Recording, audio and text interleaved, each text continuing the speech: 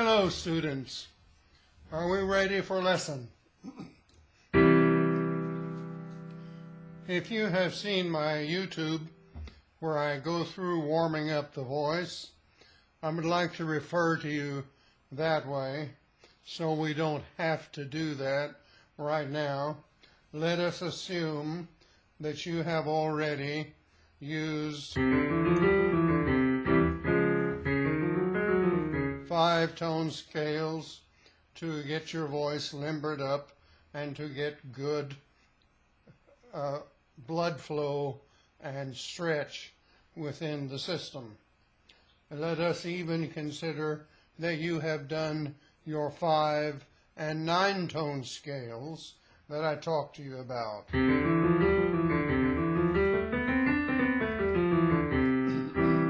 And let us say that you have started those towards the base, the lower part of your voice.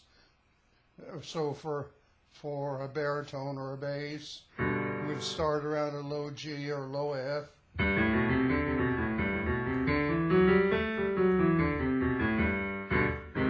then we'd continue on up the scale, taking notice where the first passaggio is in your voice.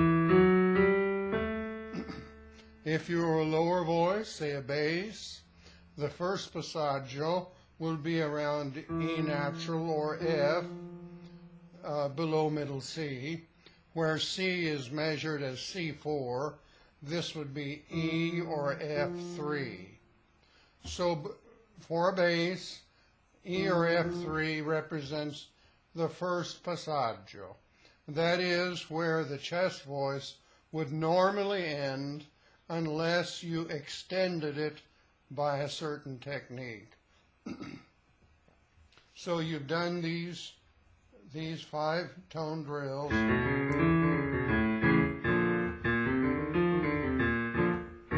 And you've been very sensitive now to the 4th and the 5th, because that's your first passaggio. Forgive me for my voice is very dried out because of medication I have to take for my heart. So the 4th and the 5th, first passaggio for the bass. The bass has to make very good certain that the diaphragm is well engaged there and that he keeps the voice round and then continues to round it further as he goes up the rest of the chest voice, which can be extended for the bass clear up to D or E flat even. So this would represent an improper negotiation of the first passaggio. I will sing that for you improperly.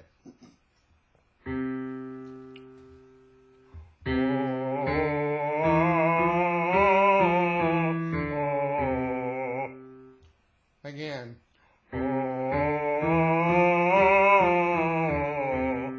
Now that is what we would call voce aperta. It's where the vowel is brightened as you go towards the first passaggio, and the ah goes towards a. The impropriety of that kind of working is called a false adjustment or an impure registration. So the real way to handle the first passaggio, there for the bass, is classic chiaro scuro, to make sure that the voice is clear and dark at the same time, and that you approach the tone with roundedness in mind and in ear. That's why I'm cupping my ear to hear it better.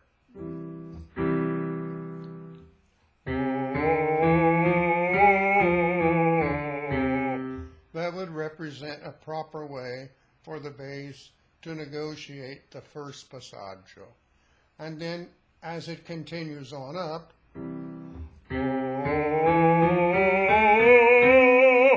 So it continues to round as it goes up the scale.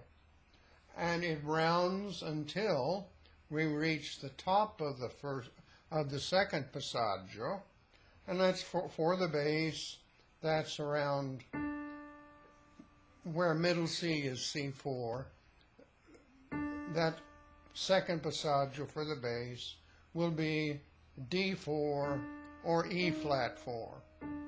It's a very, very big mistake for basses to try to carry the open chest voice on up as high as a baritone.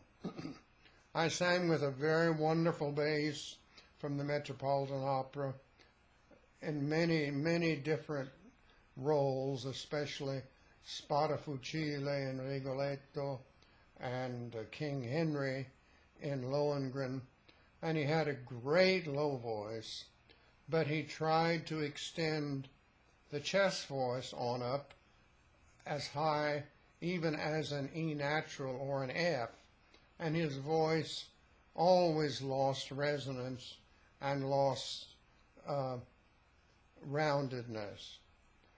I usually do not like to demonstrate what's wrong, but in this case, I'll do it for you. This is the wrong way for the bass to handle that area.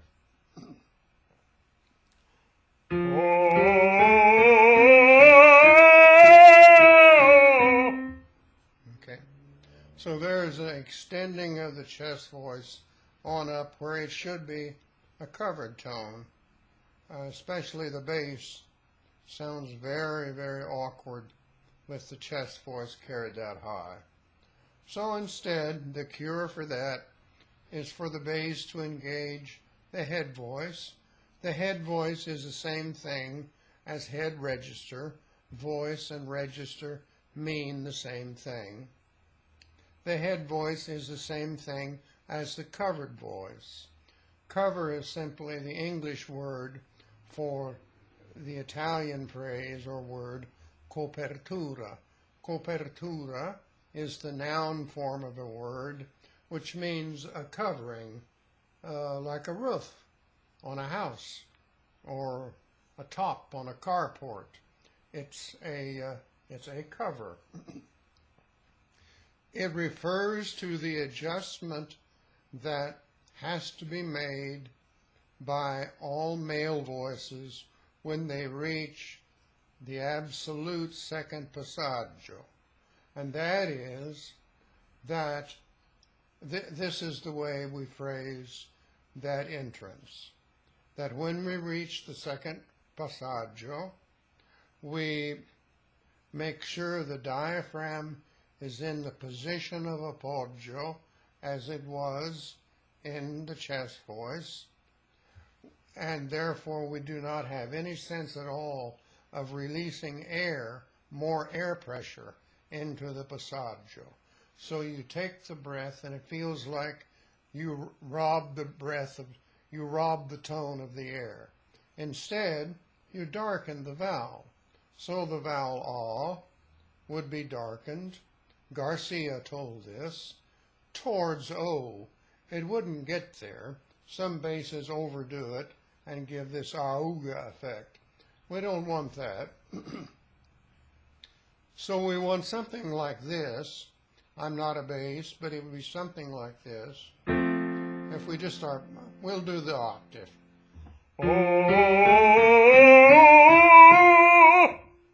So there, the last two tones, the E and the F, were covered. The head voice is the change in timbre. And if the bass can sing higher than an F, no guarantee for that with basses. Many basses don't have higher than an F or an F sharp. Siepi never had higher than an F sharp. On the other hand, a bass like Flagello had a high A flat. So there's variance with basses, but classically basses tend to stop with F or F sharp. Hines had a thrilling, wall-busting high G, but he did not have an A flat. But he certainly had an ample F and F sharp. So once again, if we looked at the bass,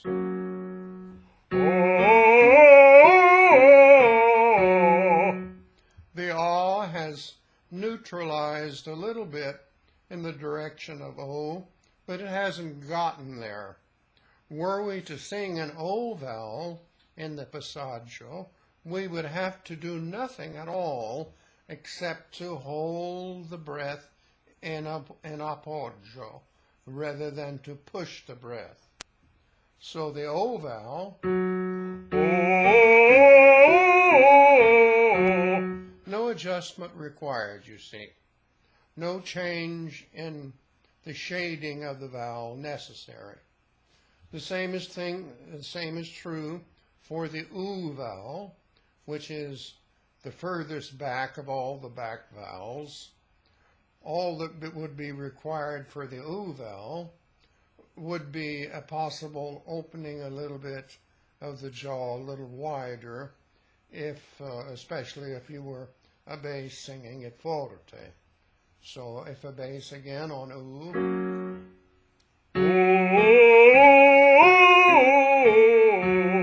not much change, you see, just a little opening of the jaw wider a little bit, and then we get the U vowel.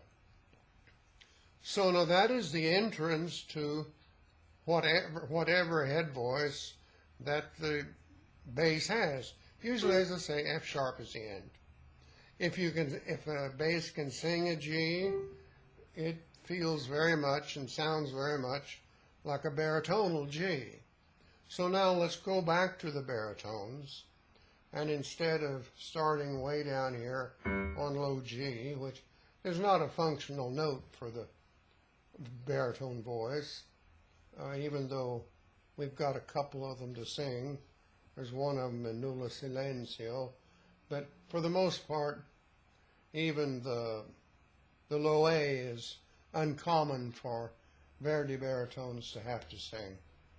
But we'll start there anyway, and we'll do, well, let's do a couple of 5-tone scales until we reach the first passaggio, which now for the baritone will be between F, F3 below middle C, or A flat 3 below middle C. There's a 1.5 step variance. Mine is around F. So we'll do some 5-tone scales, and you can hear how the first passaggio is managed. Let's start at C. C3.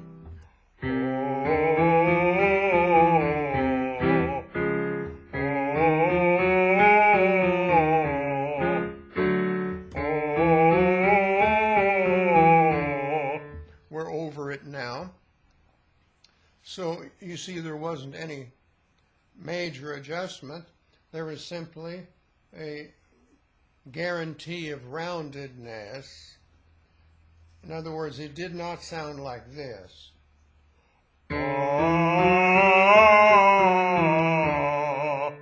which would be called voce aperta in Italian, which is a euphemism for bad technique. It means that you have no chiaroscuro, and it means you've lost all roundedness, arrotondamento in Italiano, and arrotondamento is the essential characteristic of the adjustment for both the first passaggio and the second passaggio. If we can just remember that, we'll have fewer problems with the passaggio. So then we carry the rest of the baritone voice. We'll start at G, and as we get to there, you will hear the adjustment that enters head voice and carries the rest of the octave.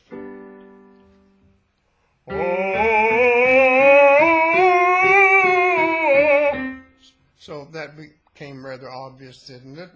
That the tone is rounded, and that is the copertura that is the cover, that is the aggiustamento, that is the arrotondamento, that is the chiaroscuro.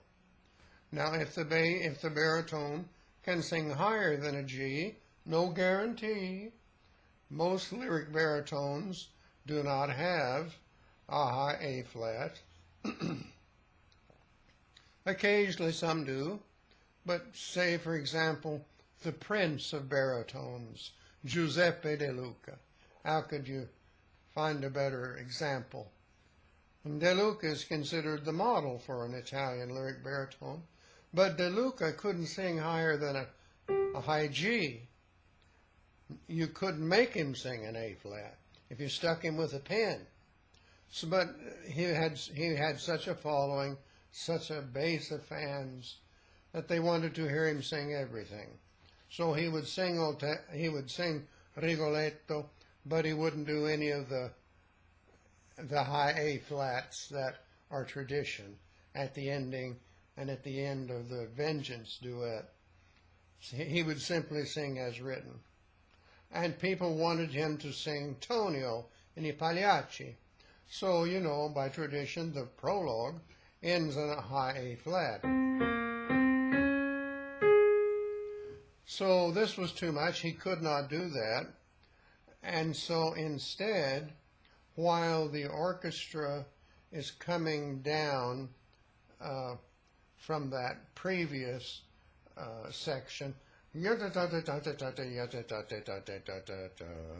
they simply would go down a half step more. So instead of singing, he would be singing,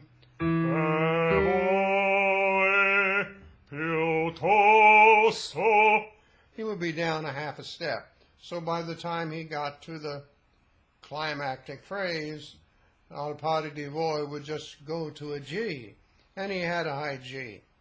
And this became such a hallmark of his that even in auditions, people were doing that. This is in the 30s and early 40s.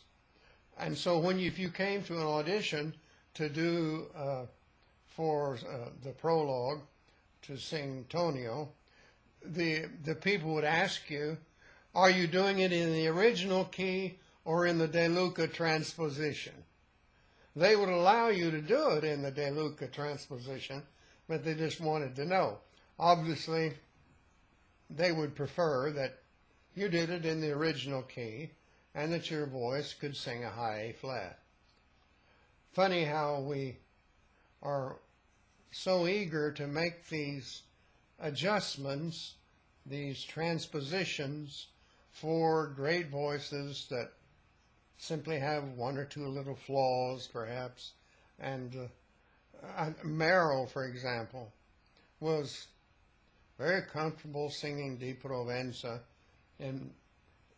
even in performance in his youth. But as he grew older, it wasn't so easy for him.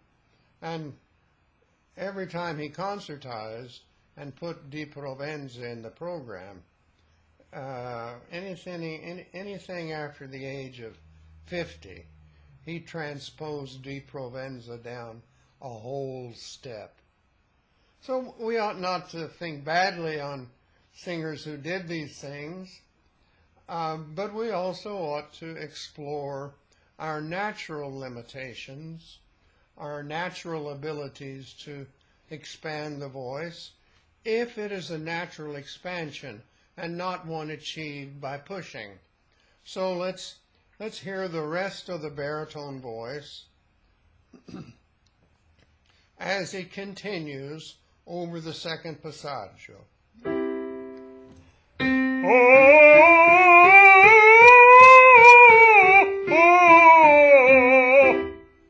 Now, since I have very little breath, I had to take a quick snatch breath there at the end. But that is the octave of middle C to tenor high C. So you can see there was never any point where it no longer sounded like a baritone. If, for example, I had sung that and it sounded like there were two voices and by the time I got to a high B flat, it sounded like a tenor was singing, then there'd be something wrong. It is possible for people to have two type voices locked within one. I knew this from a colleague who was a natural baritone and sang very nicely as a baritone, but he had this desire to be a tenor, and so he monkeyed around and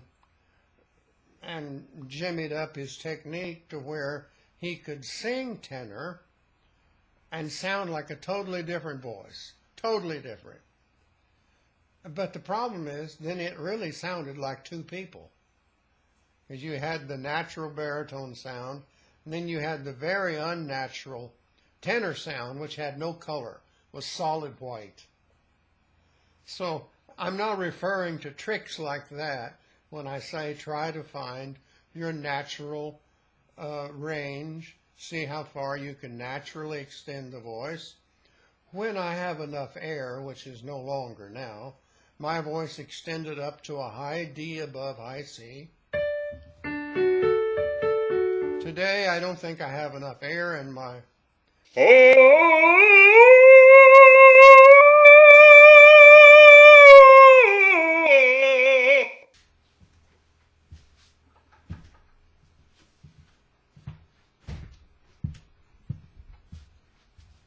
All right, that has taken us up now through the first passaggio, through the second passaggio, for both for bass and baritone.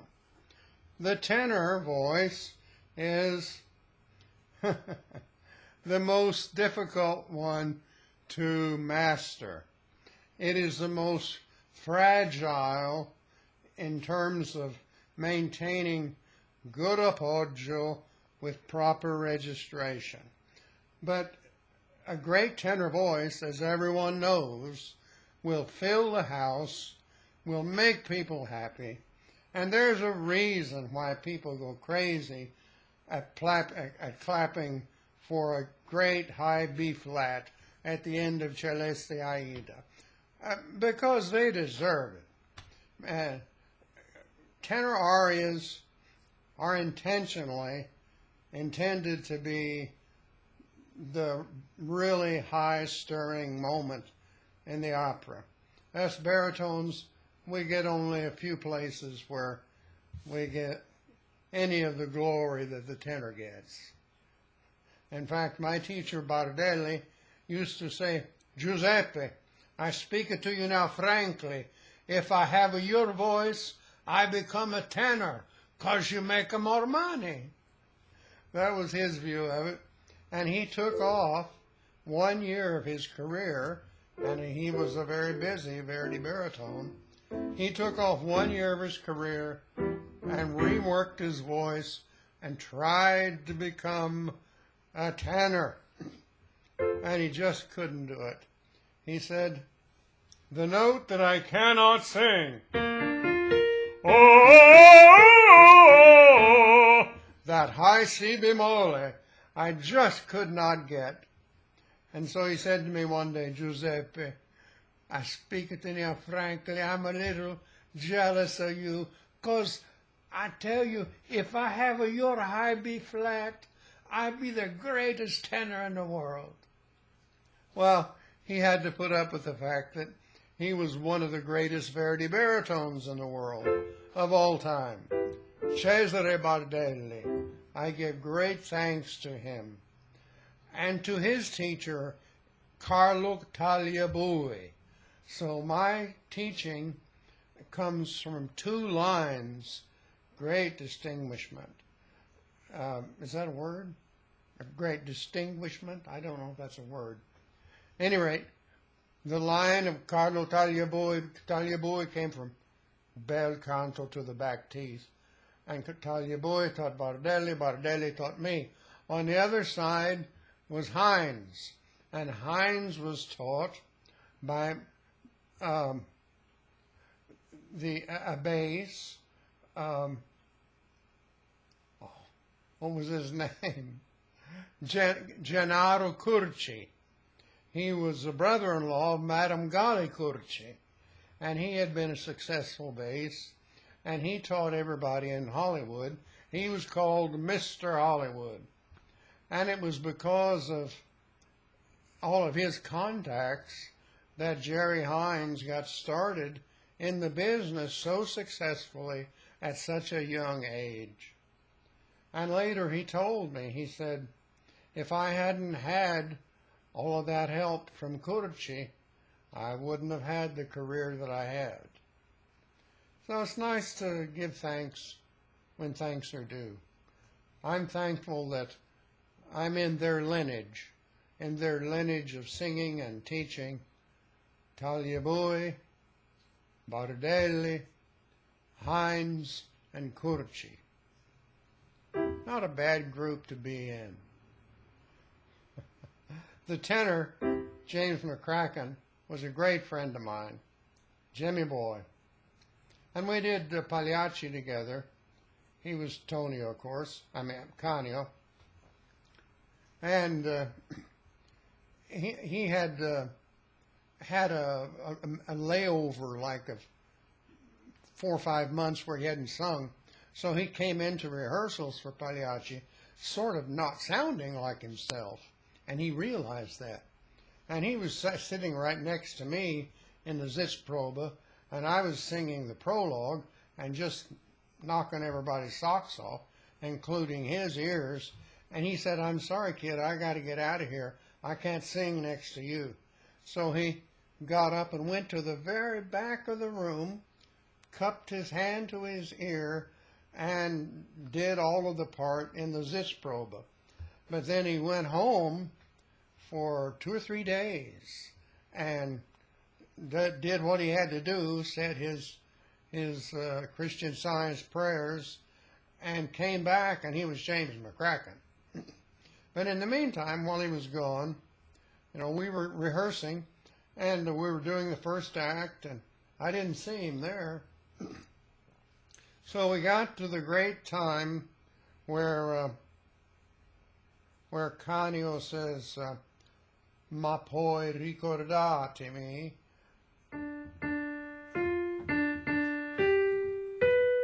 That's it, isn't it? Oh, then. So there was no one there to sing it, so I just thought, I'll sing it.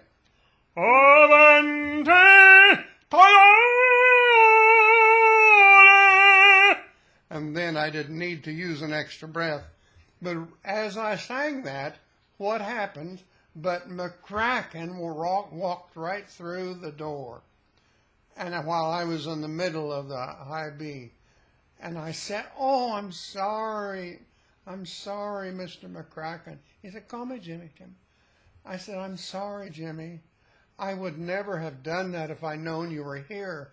I just did it to fill in because I thought no one was going to sing it. And he said, it's all right, kid. He called me kid. I wasn't a kid. He said, it's all right, kid. It's all right. But you know something, kid? You think you're a baritone, but you're a tenor. I told that to some of my tenor friends, and they said, well, gosh, if you're a tenor, what's that make us? So I don't know if I could have been a tenor if I'd been born with a normal heart and normal lungs. It's possible. I certainly would have had a chance. But with a diseased heart and lungs, I had no chance. I was born with that. I fought that my whole life. But there was no chance for me to make that change to tenor. But I did naturally have those notes. And most of them were there from the very beginning. My first year of singing, 1974, I thought I was a bass baritone. And the reason for that is because I'd been listening to Sieppe records, and I wanted to sound like him. And I sounded pretty good as a bass baritone. That's where I first got hired with the Tulsa Opera, and my first year as an apprentice at Santa Fe was as a bass baritone. That's what they hired me for. But during my study at Santa Fe with two wonderful, wonderful people, Andy and Audrey Langford. Andy White, I studied with him, and he showed me that really I was a baritone, just pretending to sing like a bass baritone.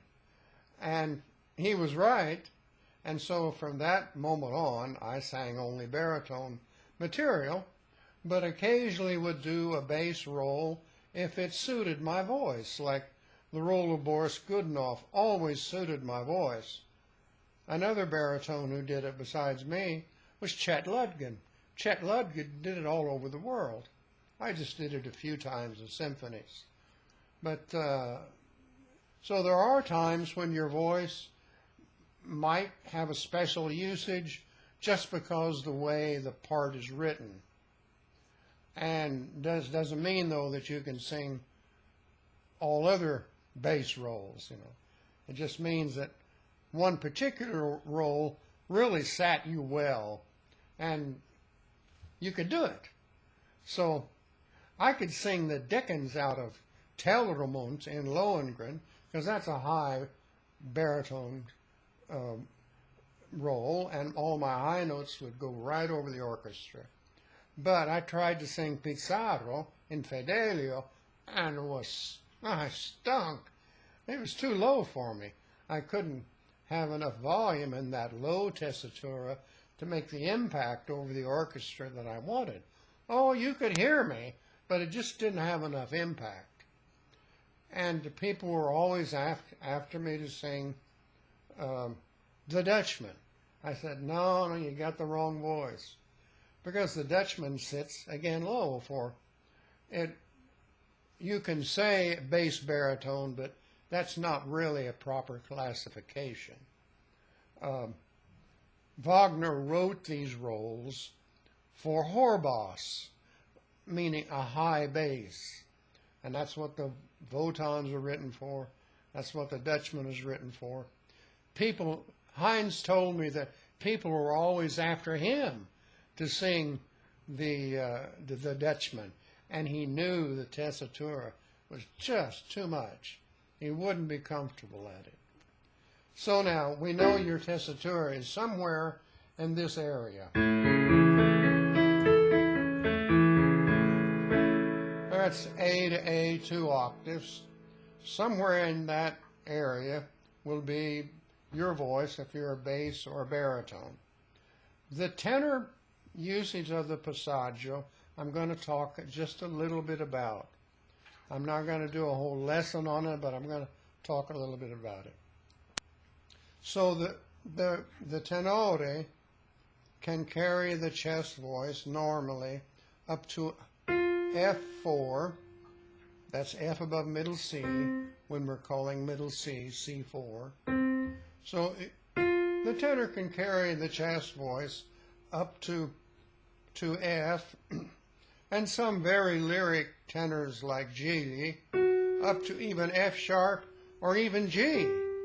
But Gigli said, I refuse to teach because with my voice I would ruin all of my singers, all of my pupils, because I like to sing the high G open because of my, because of my perfect usage of breath. I can do it, but most tenors would kill them to sing the high G open from the chest. So Pavarotti covered on F sharp. It's a normal place.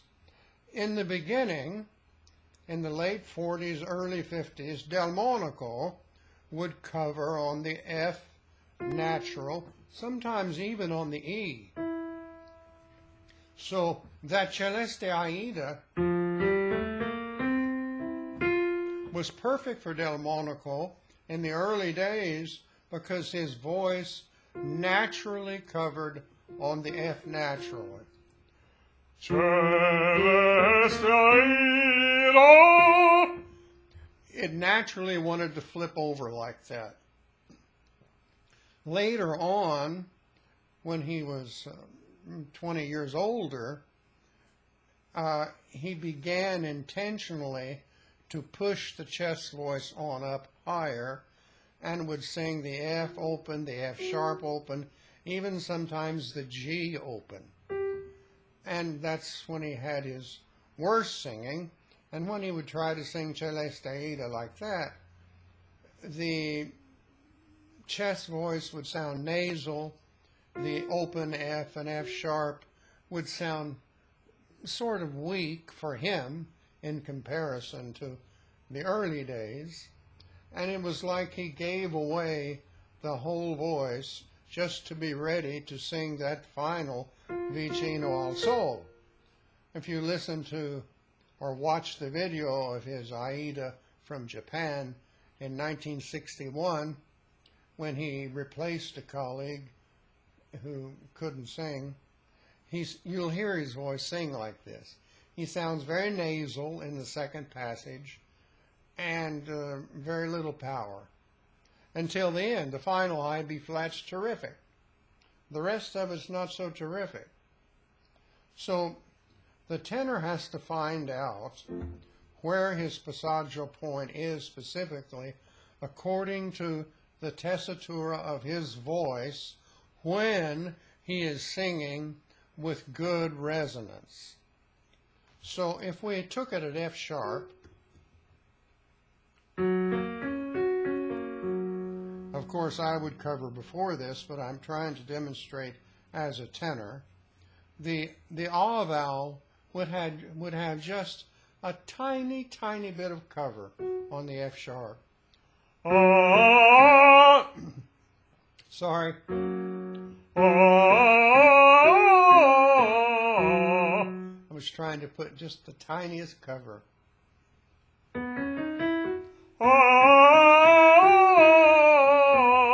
Just the teeny tiniest bit of cover. And then that would allow you to have plenty of elasticity to carry on up the rest of the scale to high C.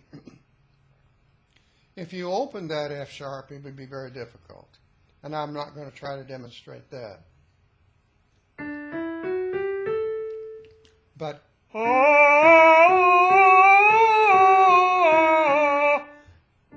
so there, that is a very tenorial usage of the voice, where F sharp is the cover point. I could sing that in my natural voice, and it would sound like a baritone.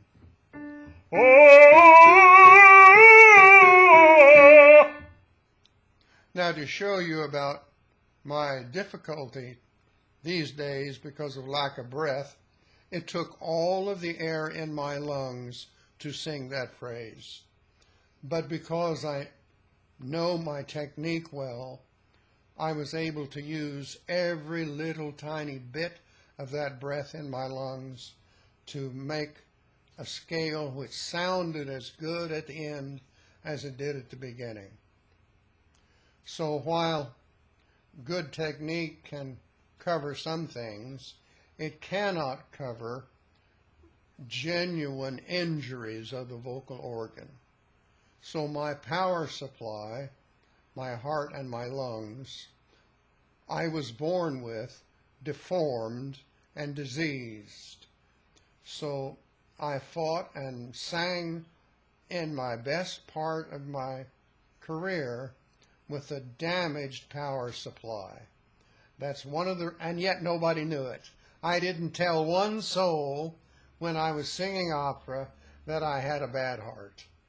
I made sure people didn't know that because I didn't want anybody to have the excuse to say, well, we better not use him because, I don't know, might be something bad about our insurance if he's got a bad heart. We better not hire him. So I didn't tell him. I didn't want that excuse to be used. And I can say this honestly, I never disappointed an audience. Out of 400 reviews, only 3 or 4 of them are mixed or negative. The rest of the 400 sounded like your mother or my mother wrote them for me. I mean, they are just glowing reviews, some of which you've seen from my offerings on YouTube. So here we are with the bass, the baritone, and the tenor. And I hope these little tidbits of knowledge have helped you.